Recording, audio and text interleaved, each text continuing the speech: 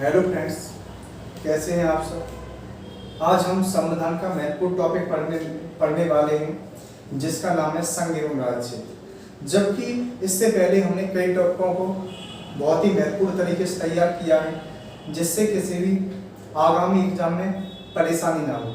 तो आज हम पढ़ने वाले हैं संघ एवं राज्य क्षेत्र। तो जब भी संघ एवं राज्य क्षेत्र की बात की जाती है तो हमें ध्यान देना होगा कि संघ एवं राज्य क्षेत्र किसे कहा जाता है। तो हम कह सकते हैं कि अगर बात की जाती है राज्यों की तो हम देखते हैं कि वर्तमान में कुल 28 राज्य हैं। वर्तमान की बात की जाती है तो भारत में कुल 28 राज्य हैं और 28 राज्यों को अगर एक रूप में देखा जाता है, 28 राज्यों को अगर एक रूप में देखा जाए, अगर 28 राज्यों को एक रूप में देखा जाता है तो उसे हम क्या कहेंगे, संघ कहते हैं। 28 राज्यों को अगर एक रूप में देखा जाता है तो उसे हम क्या कहते हैं, संघ कहते हैं। अब बात ये की जाती है कि जो संघ एवं राज्य क्षेत्र का जो उल्लेख है वह किस भाग में मिलता है। तो हम ध्यान रखेंगे संघ एवं राज्य क्षेत्र का उल्लेख कहाँ पर मिलता है, तो भाग 1 में मिलता है। संघ एवं राज्य क्षेत्र का उल्लेख कहाँ मिलता है, तो भाग 1 में मिलता है। जबकि आर्टिकल की बात की जाएगी तो अनुच्छेद की बात की जाएगी तो हम ध्यान रखेंगे 1 से लेकर 4 तक, अनुच्छेद 1 से लेकर 4 तक हम कह सकते हैं उल्लेख मिलता है। तो कभी अगर बात की जाती है संघ एवं राज्य क्षेत्र की तो हमें क्या ध्यान देना होगा, तो हम कहेंगे कि 28 भारत में राज्य हैं, अगर राज्यों को एक रूप में देखा जाए तो हम उसे क्या कहेंगे, संघ कहेंगे। तो इसी वजह से इस टॉपिक का नाम क्या पड़ता है, संघ एवं राज्य क्षेत्र पड़ता है। दूसरी बात, इसमें इस संघ एवं राज्य क्षेत्र का उल्लेख किस भाग में मिलता है, तो हम कह सकते हैं भाग 1 में संघ एवं राज्य क्षेत्र का उल्लेख मिलता है। जबकि आर्टिकल की बात की जाएगी तो अनुच्छेद 1 से लेकर 4 तक संघ एवं राज्य क्षेत्र का उल्लेख मिलता है। अब अगर बात की जाती है आर्टिकल 1 की, अगर बात की जाएगी तो अनुच्छेद 1 में हम क्या ध्यान रख सकते हैं, तो अनुच्छेद 1 में हम ध्यान रख सकते हैं कि संविधान का अनुच्छेद 1 क्या कहता है। तो संविधान का अनुच्छेद 1 में हमें ध्यान देना होगा कि संविधान का जो अनुच्छेद 1 है वो कहता है संघ एवं राज्य क्षेत्र की बात करता है, संघ एवं राज्य क्षेत्र की बात करता है, संघ एवं राज्य क्षेत्र की बात करता है। तो कभी पूछा जाता है अनुच्छेद 1 क्या कहता है, तो संघ एवं राज्य क्षेत्र की बात करता है। दूसरी बात हम ध्यान रखेंगे कि अनुच्छेद 1 में ही कहा गया है कि भारत के 2 नाम होंगे, कि भारत के कितने नाम होंगे, तो 2 नाम होंगे जो संवैधानिक होंगे। तो कहा जाता है कि संविधान के द्वारा हमारे देश को जो नाम को प्राथमिकता दी गई है तो हम कहेंगे भारत और इंडिया। तो कितने नामों को मान्यता दी गई है, तो भारत अर्थात इंडिया। और ये क्यों मान्यता दी गई है, तो हम कह सकते हैं कि संविधान सभा के जो लोग थे, आधे लोगों ने कहा कि हम भारत को मान्यता देंगे और आधे लोगों ने कहा कि हम इंडिया को देंगे। तो कहा जाता है कि संविधान सभा ने इनके दोनों नामों को स्वीकार कर लिया था तथा हम कह सकते हैं अनुच्छेद 1 में ही कहा जाता है कि 2 नाम होंगे, भारत अर्थात इंडिया। दूसरी बात हम क्या ध्यान रखेंगे, तो दूसरी बात को हम याद रख सकते हैं, तीसरी बात को याद रख सकते हैं कि अनुच्छेद 1 में उल्लेख मिलता है राज्यों का। अनुच्छेद 1 में उल्लेख किसका मिलता है, तो राज्यों का उल्लेख मिलता है। तथा अनुच्छेद 1 में ही हम कह सकते हैं केंद्र शासित प्रदेश, अनुच्छेद 1 में ही उल्लेख मिलता है केंद्र शासित प्रदेश का। जबकि अनुच्छेद 1 की बात की जाती है तो अनुच्छेद 1 में ही हम कह सकते हैं ऐसे क्षेत्र जिन पर भारत सरकार अधिग्रहण कर सकती है, जिस पर भारत सरकार अधिग्रहण कर सकती है। तो अगर कभी भी बात की जाती है अनुच्छेद 1 की तो हम क्या ध्यान रखेंगे, संघ एवं राज्य क्षेत्र का उल्लेख मिलता है। दूसरी बात हम कह सकते हैं 2 नामों को मान्यता दी गई संविधान द्वारा, भारत अर्थात इंडिया। दूसरी बात, इसमें राज्यों का उल्लेख मिलता है जो 28 राज्य हम कह सकते हैं 28 राज्य हैं। केंद्र शासित प्रदेशों को मान्यता दी जाती है, 6 इनके केंद्र शासित प्रदेश हैं। तथा हम ध्यान रख सकते हैं कि अगर बात की जाती है कि इसी अनुच्छेद के द्वारा संसद की बात की जाती है कि जो भारत सरकार क्षेत्र को अधिग्रहण कर सकती है, इसकी भी मान्यता हमारे अनुच्छेद 1 में की जाती है, अनुच्छेद 1 में की जाती है। जबकि अगर बात की जाएगी अनुच्छेद 2 की, आर्टिकल 2 की बात की जाएगी तो हम क्या ध्यान रखेंगे, आर्टिकल 2 में, अनुच्छेद 2 में हम क्या ध्यान रख सकते हैं, तो अनुच्छेद 2 में हमें ध्यान देना होगा। अनुच्छेद 2 क्या कहता है, तो अनुच्छेद 2 कहता है नए राज्यों का परिवेश या गठन। ये क्या कहता है, नए राज्यों का परिवेश या गठन की बात करता है, परिवेश या गठन की बात करता है। ये कौन सा अनुच्छेद कहता है, तो हम कह सकते हैं अनुच्छेद 2। अनुच्छेद 2 के आधार पर कहा जाता है कि नए राज्यों का परिवेश या गठन की चर्चा की जाती है। तो लेकिन अब बात ये की जाती है नए राज्यों के गठन की तो बात की जाती है, लेकिन इसमें बात की जाती है पहले राज्य होते हैं भारतीय राज्य को मान्यता दी जाती है। दूसरे होते हैं विदेशी राज्य को भी हम कह सकते हैं मान्यता दी जाती है। तो हमें अगर कभी पूछा जाता है कौन सा अनुच्छेद है जो कहता है कि नए राज्यों के परिवेश या गठन की बात करता है, तो अनुच्छेद 2 है। तथा जिसमें हम ध्यान रख सकते हैं भारतीय राज्य तथा विदेशी राज्य जो है उनको मान्यता दी जाती है। जबकि अगर बात की जाएगी अनुच्छेद 3 की बात की जाएगी तो अनुच्छेद 3 में हम ध्यान रख सकते हैं अनुच्छेद 3 में हम क्या ध्यान रखेंगे, तो अनुच्छेद 3 में हम ध्यान रखेंगे कि अनुच्छेद 3 क्या कहता है, तो हम कह सकते हैं अनुच्छेद 3 कहता है राज्यों के नाम में परिवर्तन किया जा सकता है। राज्यों के नाम में परिवर्तन किया जा सकता है, नाम में परिवर्तन किया जा सकता है, ऐसा क्या कहता है, तो हमारा कहता है अनुच्छेद 3। अब नाम में परिवर्तन कैसा हो सकता है, तो हम कह सकते हैं आज हमारे प्रदेश का जो नाम है वह क्या है, उत्तर प्रदेश है। तो हम कह सकते हैं 24 जनवरी 1950 से हमारे जो प्रदेश का नाम होता है वह क्या होता है, तो हम कह सकते हैं उत्तर प्रदेश। लेकिन अगर बात की जाती है 1836 की, तो 1836 में इसका नाम क्या था, उत्तर पश्चिम प्रांत के नाम से इसे जाना जाता था, यानी कि उत्तर प्रदेश को। तो इसी तरह अगर कभी नाम में जो परिवर्तन की बात की जाती है तो हम ध्यान रखेंगे हमारा अनुच्छेद 3 है जो नाम में परिवर्तन की बात करता है, जबकि इसी अनुच्छेद के द्वारा कहा जाता है कि सीमा में परिवर्तन किया जा सकता है, सीमा में परिवर्तन किया जा सकता है, क्षेत्रफल में परिवर्तन किया जा सकता है, तथा हम कह सकते हैं इसी अनुच्छेद के द्वारा कहा जाता है कि दो या दो से अधिक राज्यों से दो या दो से अधिक राज्यों से एक नए राज्य का निर्माण किया जा सकता है, नए राज्य का निर्माण किया जा सकता है। जैसे हम कह सकते हैं इस रूप में हम किसे याद रख सकते हैं, तो हम ध्यान रखेंगे कि जैसे अगर बात की जाती है उत्तर प्रदेश की बात की जाती है तो उत्तर प्रदेश से विभाजन किसका हुआ था, तो उत्तर प्रदेश से विभाजन होता है उत्तराखंड का। उत्तर प्रदेश से विभाजन किसका होता है, तो उत्तराखंड का होता है। 9 नवंबर 2000 को हम कह सकते हैं उत्तर प्रदेश से किसको बांटा गया, तो उत्तराखंड को इनकी काटा जाता है, उत्तराखंड को बांटा जाता है। जबकि अगर बात की जाती है मध्य प्रदेश की, बात की जाएगी मध्य प्रदेश की, तो मध्य प्रदेश से ध्यान रखेंगे छत्तीसगढ़ का विभाजन होता है, मध्य प्रदेश से छत्तीसगढ़ का विभाजन होता है, ये भी 2000 में होता है। जबकि अगर बात की जाती है तीसरा पॉइंट है कि बिहार की, तो बिहार से हम ध्यान रखेंगे बिहार से क्या होता है, झारखंड। बिहार से क्या हुआ था, झारखंड अलग हुआ था, ये भी कब होता है, तो 2000 में ये अलग होती है। तो अगर कभी बात की जाती है अनुच्छेद 3 की, तो हम क्या ध्यान रखेंगे, आर्टिकल जो 3 है वो कहता है कि राज्यों के नाम में परिवर्तन किया जा सकता है, सीमा में परिवर्तन किया जा सकता है, क्षेत्रफल में परिवर्तन किया जा सकता है, तथा दो या दो से अधिक राज्यों से इनकी मिलाकर एक नए राज्य का निर्माण भी इनकी किया जा सकता है, जो हमारे भारतीय संविधान का अनुच्छेद 3 कहता है। जबकि अनुच्छेद 4 की बात की जाएगी तो अनुच्छेद 4 क्या कहता है, अनुच्छेद 4 की बात क्या कही जाती है, तो आर्टिकल 4 में हम ध्यान रखेंगे। अनुच्छेद 4 में कहा जाता है कि राज्य को संघ से अलग होने का अधिकार नहीं। तो 1969 में हम कह सकते हैं 1969 में क्या होता है, एक बाद आता है, 1969 में बाद आया, इनकी मामला आता है, और इस मामले में कहा जाता है कि जो राज्य है इनकी 28 राज्य हैं, तो 28 राज्य कोई भी देश से दूसरे देश से नहीं मिल सकते हैं, ऐसे हम ध्यान रख सकते हैं। तथा ये बाद कब आता है, सर्वोच्च न्यायालय का बाद था जो कब आया, तो 1969 में आया, और इस बाद में मामले में कहा जाता है कि अब हमारे भारतीय इनके 28 राज्य हैं, ये हम कह सकते हैं दूसरे देश से नहीं मिल सकते हैं। तो ऐसी बात कही जाती है अनुच्छेद 4 में। तथा हम कह सकते हैं पहली और चौथी अनुसूची की भी चर्चा की जाती है, पहली और चौथी अनुसूची की भी चर्चा हमारे भारतीय संविधान के अनुच्छेद 4 में की जाती है, जिसमें हम ध्यान रखेंगे कि अनुच्छेद जो 1 है वो क्या कहता है, तो ये तो बात करता है संघ एवं राज्य क्षेत्र की। अनुच्छेद 1 क्या कहता है, तो संघ एवं राज्य क्षेत्र की बात करता है। जबकि चौथी अनुसूची में राज्यसभा में सीटों का बंटवारा, राज्यसभा में सीटों के बंटवारा पर हम कह सकते हैं चर्चा की जाती है, राज्यसभा में सीटों के बंटवारा पर चर्चा की जाती है। इसके बाद हमें ध्यान देना होगा कि भारत और बांग्लादेश की बात की जाती है, तो हम कह सकते हैं एक संविधान संशोधन होता है, एक संविधान संशोधन की बात की जाएगी तो भारत और बांग्लादेश के मध्य होता है। किसके मध्य होता है, तो हम कह सकते हैं भारत और बांग्लादेश के मध्य होता है संविधान संशोधन। तो कौन सा संविधान संशोधन होता है, तो हम कह सकते हैं 100वां संविधान संशोधन 2015, 100वां संविधान संशोधन 2015 ये होता है। और इसमें कहा जाता है कि 111 क्षेत्र की बात की जाएगी तो 111 जो क्षेत्र होते हैं वह किसे दे दिए जाते हैं, तो हम कह सकते हैं बांग्लादेश को दे दिए जाते हैं। जबकि 51 जो क्षेत्र होते हैं, 51 क्षेत्र किसके पास रहे, तो 51 क्षेत्र रहते हैं भारत के पास। तो अगर कभी बात की जाती है 100वां संविधान संशोधन 2015 की, तो हम ध्यान रखेंगे ये भारत और बांग्लादेश के मध्य हुआ था, जिसमें 111 जो क्षेत्र होते हैं वह बांग्लादेश को दे दिए जाते हैं, जबकि 51 क्षेत्र की बात की जाती है तो यह भारत को मिलते हैं। लेकिन इसके बाद कहा गया कि जिस समय हमारा भारतीय संविधान की बात चल रही थी तथा इनकी लोकतंत्र की बात चल रही थी, तो प्रारंभ में कहा गया कि राज्यों का विभाजन किस प्रकार किया जाएगा। अगर रियासतों को लोकतंत्र में बदल दिया जाए तो विभाजन किस प्रकार होगा, तो सबसे पहले क्या होता है कि हमारे देश में जब राज्य नहीं थे 28 राज्य आज वर्तमान में, लेकिन प्रारंभ में देखा जाता है तो यह राजाओं का शासन चलता था। तो हम कह सकते हैं कुल कितनी रियासतें थी, तो हम ध्यान रखेंगे प्रारंभ में कुल रियासतें थी 552, प्रारंभ की बात की जाएगी तो प्रारंभ में ध्यान देना होगा, रियासतें कुल कितनी थी, तो प्रारंभ में हम ध्यान रखेंगे प्रारंभ में रियासतें थी कुल 552।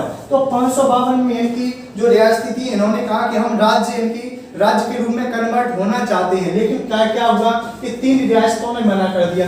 3 रियासतों ने मना कर दिया। 3 रियासतें कौन सी थी, तो हम ध्यान रखेंगे हैदराबाद, जूनागढ़, कश्मीर। हैदराबाद की बात की जाएगी या बात की जाएगी, जूनागढ़ की बात की जाएगी या कश्मीर की बात की जाएगी, तो हम इनके बारे में ध्यान रख सकते हैं कि इन तीनों इनकी रियासतों के द्वारा, इन तीनों रियासतों के द्वारा क्या कहा गया कि हम अभी इनकी राज्यों के रूप में नहीं जोड़ना चाहते हैं, लेकिन कहा जाता है कि जिस समय हमारे देश का विभाजन हुआ, जिस समय हमारे देश का विभाजन हुआ, तो उसके बाद कहा जाता है कि ये जो तीनों रियासतें थी वह भारतीय क्षेत्रफल में थी। ये जो तीनों रियासतें थी भारतीय क्षेत्रफल में थी। इसी वजह से कहा जाता है कि ये तीनों रियासतें भी जुड़ जाती हैं। हम कह सकते हैं 552 में से 552 रियासतों ने शर्त को हम कह सकते हैं स्वीकार कर दिया। शर्त को जब स्वीकार किया गया तो मुद्दा ये था कि भारत में कुल कितने राज्य हों तथा उनका विभाजन किस प्रकार से हो, तो हम ध्यान रख सकते हैं प्रारंभ में भारत को हम कह सकते हैं कुल कितने प्रकार से बांटा जाता है, तो हम ध्यान रखेंगे प्रारंभ में 552 रियासतों को हम कह सकते हैं कुल बांटा जाता है 4 आधार पर बांटा गया। अब 4 आधार कौन से थे, तो हम ध्यान रखेंगे का, खा, गा और घा। तो हम ध्यान रखेंगे का और खा, गा, घा में किस आधार पर बांटे जाएंगे, तो का में कहा गया कि का वह क्षेत्र होगा जिसमें इनकी शासन होगा गवर्नर जनरल का। का वह क्षेत्र होगा जिसमें शासन होगा गवर्नर जनरल का, उसको एक रूम में बांट दिया जाएगा। दूसरे शासन की बात की जाती है, दूसरा खा की बात की जाएगी, तो खा में इनकी रखा जाता है देशी रियासतों को। खा में किसे रखा जाता है, तो देशी रियासतों को मान्यता दी गई। जबकि गा की बात की जाती है तो गा में हम कह सकते हैं मुख्य आयुक्त को मान्यता दी जाती है, मुख्य आयुक्त को मान्यता दी गई। जबकि हम घा की बात की जाएगी तो घा में रखा गया केंद्र शासित प्रदेशों को।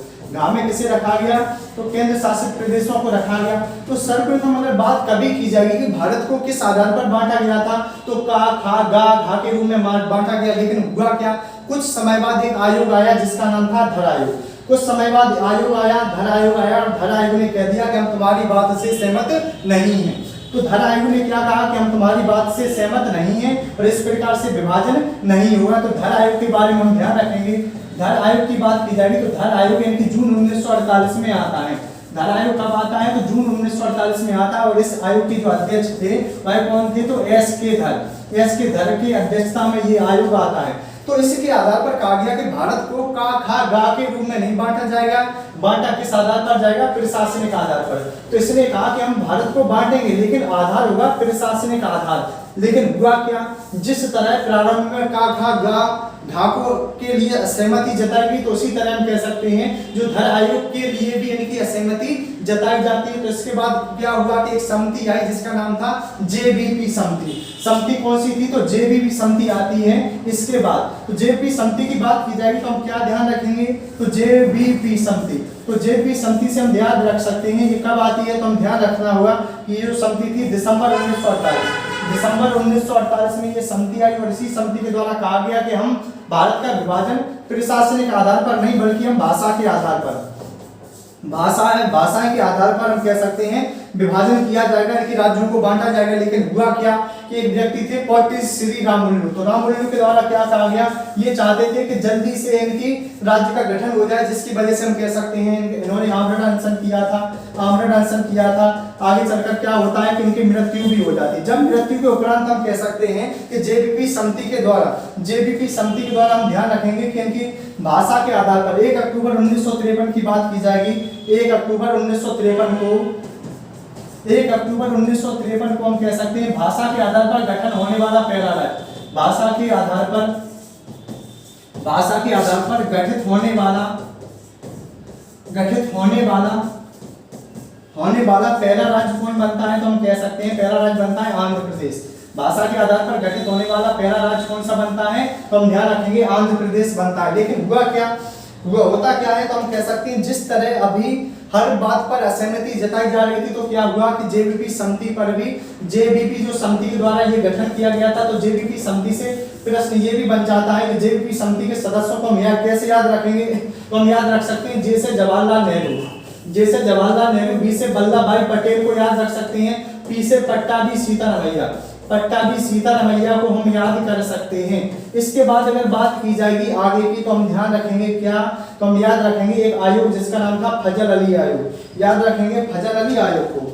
याद कैसे रखेंगे, तो हम ध्यान रखेंगे फजल अली आयोग, फजल अली आयोग की बात की जाती है, तो फजल अली आयोग जो होता है वह कब आता है, तो 1953 में आता है।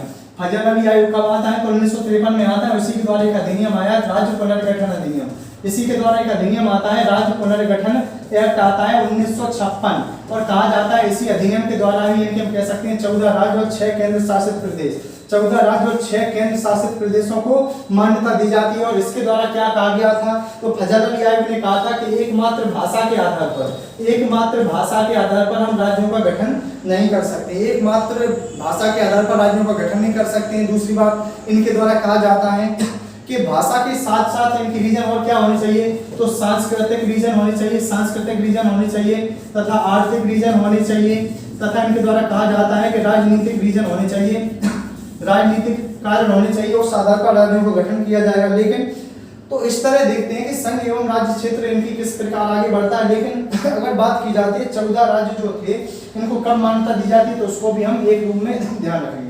तो सर्वप्रथम अगर देखा जाता है 1954 की बात की जाती है, तो 1954 में सर्वप्रथम इनकी दादरा एवं नगर हवेली, दादरा एवं नगर हवेली तथा हम कह सकते हैं पुदुचेरी को 1954 में मान्यता दी जाती है, पुदुचेरी को 1954 में मान्यता दी जाती है। जबकि अगर बात की जाएगी 1960 की, 1960 की बात की जाएगी, तो 1960 में हम क्या ध्यान रखेंगे, महाराष्ट्र एवं गुजरात, महाराष्ट्र एवं गुजरात को इनकी मान्यता दी गई राज्यों के रूप में, महाराष्ट्र एवं गुजरात को राज्यों के रूप में मान्यता दी जाती है। जबकि अगर बात की जाती है 1961 की, जबकि अगर बात की जाएगी 1961 की, तो 1961 में हम क्या ध्यान रखेंगे, 1961 में गोवा व दमन द्वीप को, गोवा दमन द्वीप को हम कह सकते हैं मान्यता दी जाती है, गोवा दमन द्वीप को मान्यता दी जाती है। जबकि अगर बात की जाएगी 1963 की, तो 1963 में हम क्या ध्यान रख सकते हैं, 1963 में हम ध्यान रखेंगे नागालैंड, 1963 में हम ध्यान रखेंगे कि नागालैंड को मान्यता दी जाती है। तो इस प्रकार अगर कभी बात की जाती है, इस प्रकार अगर कभी बात की जाती है, तो हम क्या ध्यान रख सकते हैं कि 1954 में दादरा एवं नगर हवेली को मान्यता दी जाती है